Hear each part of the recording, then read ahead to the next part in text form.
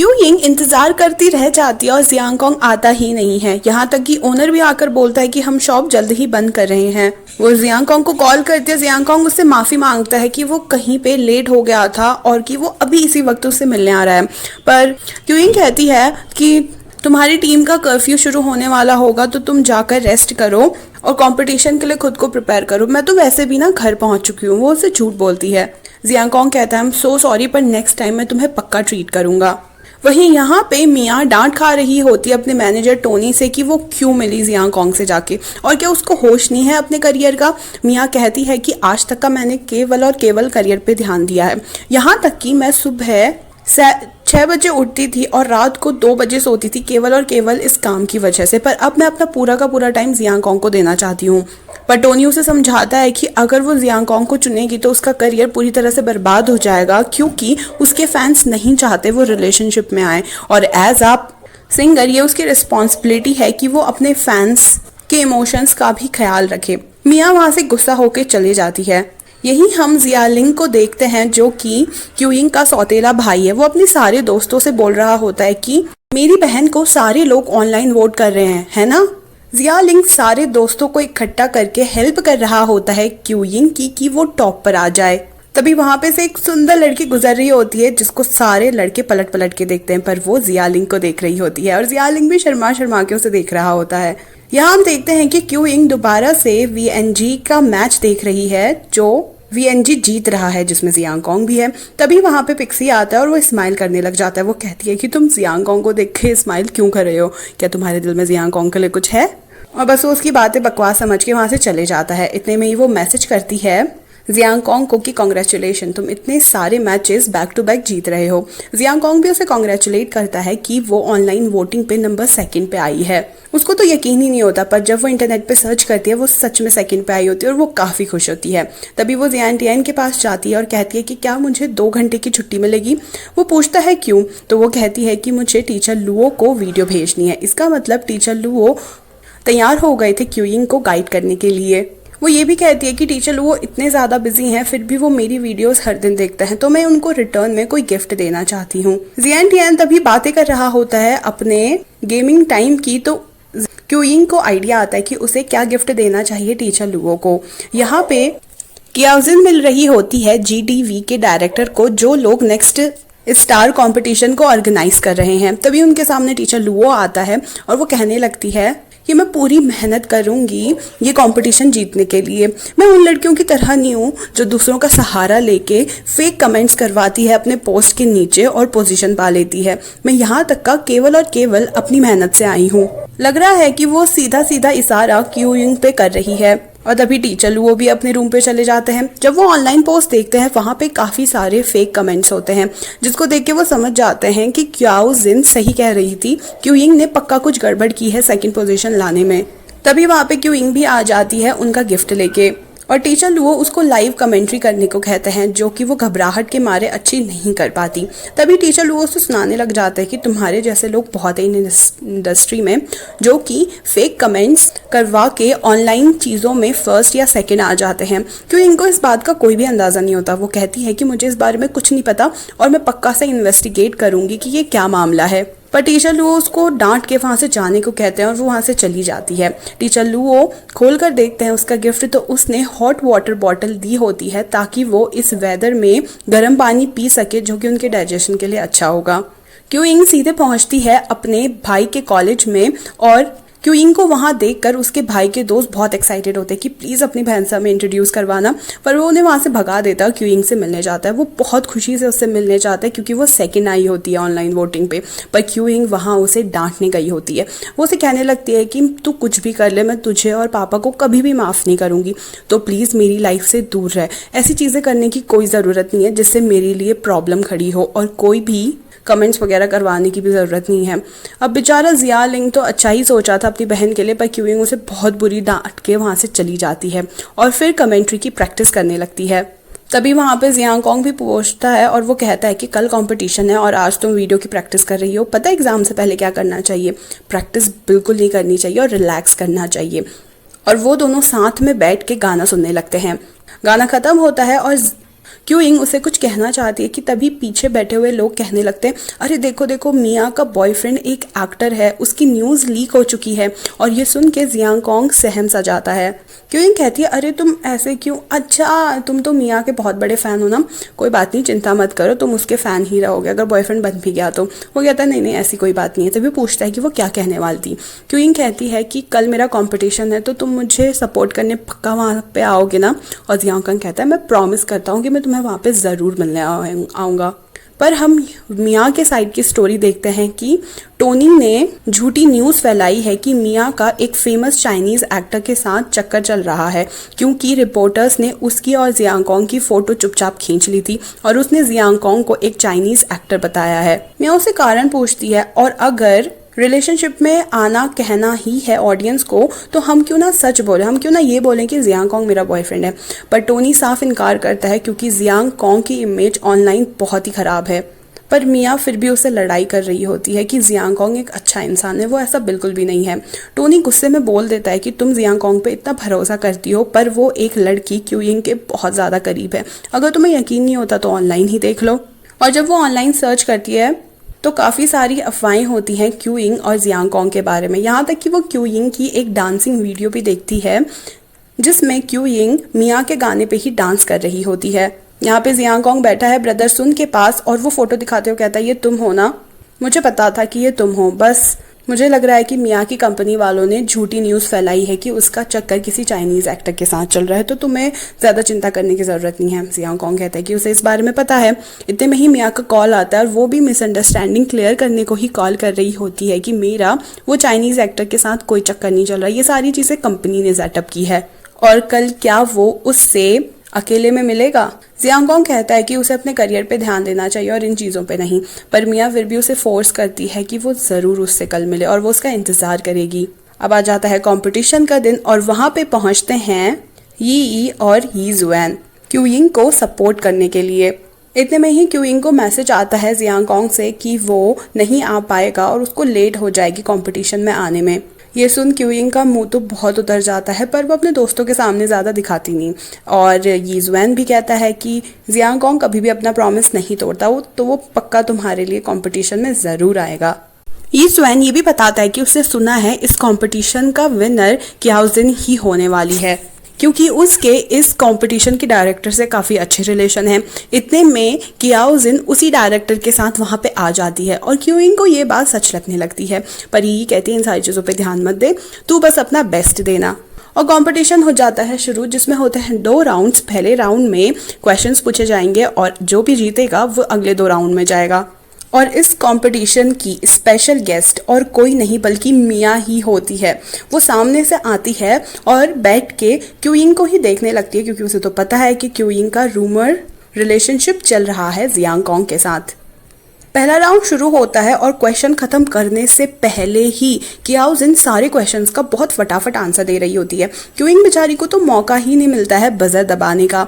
तभी ये कहती है कि इतनी जल्दी जल्दी आंसर क्यों दे रही है। यी जुएन कहता है मैंने कहा था ना कि ये कॉम्पिटिशन पहले से ही स्क्रिप्टेड है, शायद क्याओ जिन को पहले से ही सारे क्वेश्चंस के आंसर पता है, तभी तो वो सोच भी नहीं रही। और यी को ये बात सच लगती है क्योंकि क्याओ जिन बहुत ही स्पीड से आंसर दे रही होती है और बाहर बेचारा जियालिंग का सपोर्ट अपनी बहन के लिए कम हो ही नहीं रहा होता है। वो रास्ते में लोगों को रुका रुका के कोड स्कैन करवा रहा होता है जो कि क्यूइंग की वोटिंग के लिए होते हैं। वो अभी भी मेहनत कर रहा होता है कि उसकी बहन जीत जाए। यहाँ पे क्यूइंग पे भी प्रेशर बढ़ रहा होता है कि उसको कम से कम एक क्वेश्चन का तो आंसर देना होगा और वो जल्दीबाजी में बजर दबा लेती है, जबकि उसने पूरा क्वेश्चन सुना भी नहीं होता है। पर वो अपनी एक्सपीरियंस की वजह से सही जवाब देती है और वो बैक टू बैक 2-3 सही जवाब देती है और इक्वल आ जाती है क्याओ जिन के। तभी फर्स्ट राउंड खत्म होता है और ब्रेक टाइम होता है, जिसमें मिया जाके देख रही होती है क्यूइंग को और क्यूइंग प्रैक्टिस कर रही होती है बार बार कमेंट्री करने की। इसे देखकर मिया को अपना टाइम याद आता है जब वो पहले ऑडिशन में जाने वाली थी और उसका सबसे पहला परफॉर्मेंस था। किस तरह से वो प्रैक्टिस कर रही थी अपनी स्पीच की बार बार, और वहाँ पे जियांग कॉन्ग भी आता था उसको सपोर्ट करने के लिए और उसको इनकरेज करने के लिए। ये देखकर वो पलट जाती है। तभी उसको आवाज आती है जियांग कोंग की और वो चुपचाप से दोबारा से रूम के अंदर देखने लगती है। तो जियांग कोंग क्यूइंग को सपोर्ट करने आया है और वो वैसे ही सपोर्ट कर रहा होता है उसे जैसे कि वो मिया को किया करता था। पर मिया को बुरा लग रहा होता है। वो अंदर जाके उससे बात करना चाहती है, पर तभी टोनी वहां आके उसे रोक लेता है और उसे वहां से लेकर जाता है। कहता है कि अभी उसका करियर दांव पे और अगर वो ऐसी कोई भी चीज करेगी तो उसका करियर पूरी तरह से खत्म हो जाएगा। मिया कहने लगती है कि क्यूइंग बिल्कुल मेरी तरह है जैसे मैं थी सिंगर बनने से पहले। तो इसका मतलब जियांग कोंग क्यूइंग पे कहीं ना कहीं मुझे यानी कि मिया को देखता है। मुझे पता था कि जियांग कोंग के दिल से कभी भी मिया बाहर हो ही नहीं सकती। मुझे जाके जियांग कोंग से बात करनी है। पर टोनी यहाँ पे बहुत बड़ा राज खोलता है। वो कहता है कि जियांग कोंग मेरे पास आया था ये कहने के लिए कि वो तुम्हें बता दे कि उसे तुम्हारे साथ और नहीं रहना। उसने ये भी कहा कि मिया को बोल देना कि वो अपने करियर पे आगे बढ़े और उसे उससे कोई भी मतलब नहीं है। मिया उस टाइम पे कुछ भी रिएक्ट नहीं कर पाती क्योंकि उसे कंपटीशन में वापस जाना पड़ता है। दूसरा राउंड शुरू होता है और यहाँ पे दोनों को करनी होती है कमेंट्री। पहली बारी होती है कियाओजिन की और वो बहुत ही प्रोफेशनल तरीके से कमेंट्री करती है। होस्ट बताता है कि वोटिंग के मामले में भी कियाओजिन क्यूइंग से काफी आगे है। तभी क्यूइंग की बारी आती है और वो भी अपनी कमेंट्री स्टार्ट करती है, जहाँ पे लास्ट में वे थोड़ा सा अपना पर्सनल टच ऐड करते हुए बहुत तारीफ करती है जियांग कोंग की कि कैसे लोग उसे इतना ज़्यादा भला बुरा कहते हैं ऑनलाइन, उसको एक अच्छा प्लेयर नहीं मानते, पर फिर भी वो अपना बेस्ट देता है वो जिस भी टीम पे होता है। यहाँ तक कि उसने एक नई वीएनजी बनाई है और हारते हुए मैचेस को भी उसने जिताया है वीएनजी को। ये सुन के जियांग कोंग काफ़ी खुश होता है, यहाँ तक कि मिया की आंखें भी नम हो जाती हैं। अब बारी आती है स्कोर्स की, जहाँ 2 जज सपोर्ट करते हैं कियाओजिन को और बाकी 2 जज जो कि हैं टीचर लुओ और जियान टियान सपोर्ट करते हैं क्यूइंग को। अब दोनों में वोट्स जो हैं ड्रॉ हो जाते हैं और सारे की सारी रिस्पॉन्सिबिलिटी आ जाती है मिया पे। उसका वोट डिसाइड करेगा कि क्यूइंग जीती है या कियाओजिन जीती है। वो बोलने लग जाती है कि मुझे नहीं पता था कि प्रोफेशनल गेमर्स को भी इतनी ज़्यादा चीज़ें सहन करनी पड़ती है। आज जब क्यूइंग बता रही थी उसके बाद मुझे पता चला कि प्रोफेशनल गेमर की लाइफ भी बहुत ही स्ट्रगल से भरी होती है। मेरी एक फ्रेंड है वो भी प्रोफेशनल गेमर है। यहाँ पे ऑफ कोर्स वो जियांग कोंग की ही बात कर रही है। वो बोलती है कि कभी भी मुझे नहीं रियलाइज़ हुआ कि वो भी उतनी ही मेहनत करती है अपने करियर बनाने में जितना मैं करती हूँ। और ये बात आज मुझे क्यूइंग की स्पीच से मालूम पड़ी और वो क्यूइंग को ही अपना वोट देती है। क्यूइंग जीत जाती है क्योंकि उसे 3 जजेस के वोट मिले होते हैं और ऑनलाइन वोटिंग में भी वो इक्वल हो जाता है, जिससे वो कियाओजिन से आगे बढ़ जाती है। क्यूइंग बहुत ही खुश होती है, यहाँ तक कि उसको चेयर करने जो उसके दोस्त आए होते हैं वो भी काफ़ी खुश होते हैं। कंपटीशन खत्म होने के बाद वो मिया के पास जाती है और उससे थैंक यू बोलती है। मिया बोलते हैं कि थैंक यू बोलने की कोई ज़रूरत नहीं है क्योंकि वो इस जीत को डिजर्व करती थी। वो उसको अपनी हाल ही में रिलीज हुई एल्बम भी देती है और साथ में उसको इनवाइट भी करती है अपने नए एल्बम की रिलीज में। अब क्यूइंग पहले से ही मिया की बहुत बड़ी फैन थी और ये सारी चीज़ें सुन के वो बहुत ही खुश हो जाती है। जब वो बाहर जाती है ऑलरेडी उसके दोस्त लोग वहाँ पे होते हैं उसे चेयर करने के लिए। पर इन सभी के साथ साथ दूसरी जगह पे जब कंपटीशन चल रहा था और जिया लिंग क्यूइंग का सौतेला भाई सबको रास्ते में अपनी बहन को वोट करने को कह रहा था, उसका होर्डिंग उठाते वक्त एक्सीडेंट हो चुका है। पर अभी तक का ये बात क्यूइंग को नहीं पता। वो अपने दोस्तों के पास जाकर पार्टी कर रही होती है और बहुत ही ज़्यादा खुश हो रही होती है। और यहाँ पे मिया जिद कर रही होती है जियांग कोंग से मिलने की। पर टोनी कहता है मैं तुम्हें सच बताता हूँ हुआ क्या था। वो मेरे पास आया और उसने मुझसे खुद कहा कि मिया को अपने करियर पे ध्यान देना चाहिए ना कि मुझ पे। वो तुमसे ये सारी बातें फेस टू फेस नहीं कर सकता, इसलिए उसने मुझसे कहा कि वो ये मैसेज तुम्हें दे दे। और तुम्हें ऐसा क्यों लगता है कि जियांग कोंग अभी भी पहले वाला है? वो काफ़ी चेंज हो चुका है, उसकी लाइफ में भी बहुत चेंजेस आ चुके हैं। वो अब तुम्हें पसंद नहीं करता, वो उस लड़की क्यूइंग को पसंद करता है। पर मिया मानने को तैयार ही नहीं थी। तभी टोनी चुपके से खींची हुई उनकी फोटो गलत तरीके से उसके सामने दिखाता है और कहता है कि देखो वो लोग साथ में कितने ज़्यादा खुश हैं और जियांग कोंग भी उसके साथ कितना कंफर्टेबल है। मिया को तो कुछ समझ ही नहीं आता। तभी वो उसे कॉल करती है और जियांग कोंग बाहर आता है। वो बोलती है कि जो भी तुमने टोनी से कहा वो मुझे तुम्हारे मुँह से खुद सुनना है फेस टू फेस। तो क्या तुम मुझसे 2 मिनट के लिए मिल सकते हो? मैं बिल्कुल तुम्हारे सामने पे हूँ। जब वो पलट के देखता है तो मिया गाड़ी पे वहीं पे बैठी होती है। वो कहता है कि मैं बस अंदर 2 मिनट में बता कर आता हूँ। जैसे ही वो अंदर पहुँचता है और कहता है कि मुझे कुछ बहुत अर्जेंट काम है और मुझे जल्दी जाना होगा। इतने में ही क्यूइंग को कॉल आता है उसके पापा का और वो कहते हैं कि क्या अब तुम खुश हो, तुम्हारी वजह से तुम्हारा भाई हॉस्पिटल में पड़ा है और उसका ऑपरेशन हो रहा है। ये सुन के क्यूइंग बहुत ही घबरा जाती है, उसको कुछ समझ ही नहीं आ रहा होता, उसकी घबराहट साफ उसके मुंह पे दिख रही होती है। जियांग कांग उससे कहता है कि मैं तुम्हें छोड़ दूंगा और वो मियाँ से मिलने की बजाय उसके साथ चले जाता है। ये चीज़ मियाँ भी देख लेती है और कहीं ना कहीं समझ जाती है कि शायद उसने जियांग कांग की लाइफ में बहुत कुछ मिस कर दिया है और जियांग कांग काफ़ी आगे बढ़ चुका है। वो लोग हॉस्पिटल पहुंचते हैं तो वहाँ पे जियालिंग की मम्मी क्यूइंग को चांटा मार देती है कि ये सारी चीज़ें उसकी वजह से हुई हैं। इतने में ही डॉक्टर आते हैं और कहते हैं कि काफ़ी ज़्यादा ब्लड लॉस हो चुका है, तो अगर किसी का भी ब्लड ए टाइप है तो वो हमें डोनेट कर सकता है क्योंकि हॉस्पिटल में वो ब्लड नहीं है। क्यूइंग कहती है कि मेरा ब्लड टाइप ए है तो आप प्लीज़ मेरा ब्लड ले लीजिए। इसके बाद जियांग कांग उसके लिए ड्रिंक लेकर जाता है कि वो वीक फील कर रही होगी।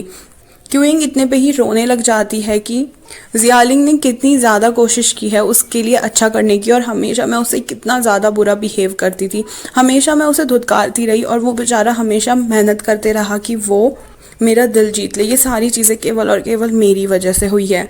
इतने में ही डॉक्टर बाहर आते हैं और वो कहते हैं कि ब्लड ट्रांसफ़र तो बिल्कुल सफल रहा है पर अब उसके पैर में फ्रैक्चर आ चुका है तो उसको हील होने में थोड़ा टाइम लगेगा। जैसे ही डॉक्टर वहाँ से जाते हैं उसकी माँ फिर से क्यूइंग को बहुत डांटने लगती है कि उसको बास्केटबॉल खेलना है, उसको बास्केटबॉल प्लेयर बनना है, वो कैसे खेलेगा अगर ऐसा ही चलता रहा तो।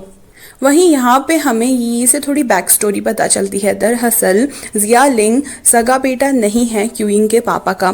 क्यूइंग की माँ और उसके पापा तीनों साथ में हंसी खुशी रहा करते थे और जियालिंग और उसकी माँ उनके पड़ोसी हुआ करते थे।